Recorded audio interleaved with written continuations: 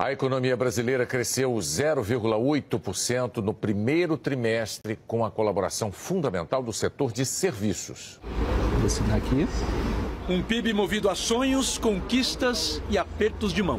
E meus parabéns. Felicidade, comprou um carro. Parabéns. A economia do país pegou carona no carro do Pedro e de muitos outros brasileiros que começaram o ano repetindo esse gesto.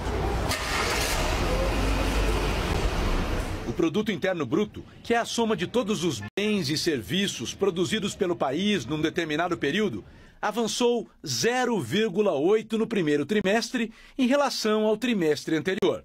Mas também é possível comparar a velocidade atual com o ritmo da economia no início do ano passado. E aí, o avanço é ainda maior. O crescimento foi de 2,5% em relação ao primeiro trimestre de 2023. Um dos principais responsáveis por esse resultado foi o setor de serviços, que cresceu 1,4% de um trimestre para o outro. Esse setor engloba o comércio, que cresceu 3%, com destaque para os bens duráveis, como o carro do Pedro. A agropecuária cresceu 11,3%. A indústria ficou praticamente estável, com uma queda de 0,1%. O consumo das famílias aumentou 1,5%.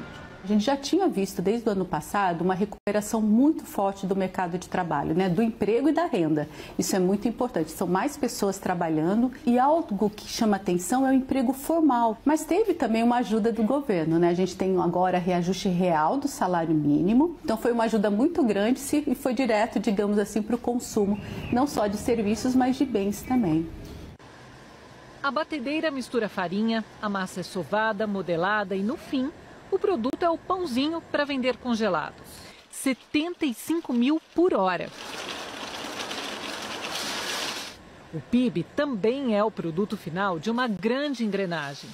As famílias aumentaram o consumo e aceleraram o ritmo das fábricas. Iniciamos o terceiro turno de atividade aqui na empresa. É um mercado extremamente crescente. É por isso que o desempenho da indústria no primeiro trimestre foi 2,8% maior na comparação com o mesmo período do ano passado, ainda que tenha andado de lado olhando para o trimestre anterior.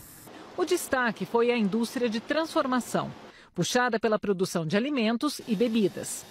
A empresa sentiu que tem espaço para mais. Toda essa área está reservada para uma linha de produção igualzinha que já existe. Ou seja, vai poder fabricar o dobro de pãezinhos. O IBGE também monitora esses investimentos que foram feitos para aumentar a capacidade da economia no futuro. E eles subiram bastante no primeiro trimestre. Aqui e em outras fábricas, os equipamentos foram comprados de fora, o que ajuda a explicar a alta nas importações.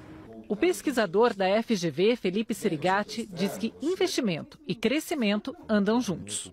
Um setor que tem crescido a taxas aceleradas já faz algum tempo, mais do que isso, que tem conseguido ampliar suas exportações, não tem como registrar esses números sem expansão da sua capacidade instalada, sem investimento na sua estrutura produtiva.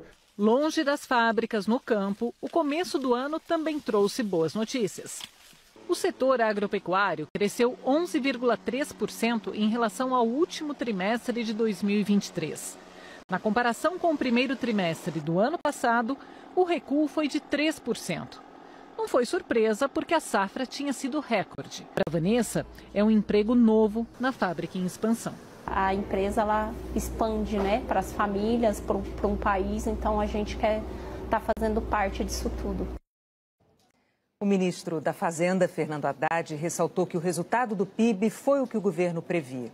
Ele disse que a projeção de crescimento anual de 2,5% está mantida, mas que o governo está avaliando o possível impacto das enchentes do Rio Grande do Sul nesse resultado.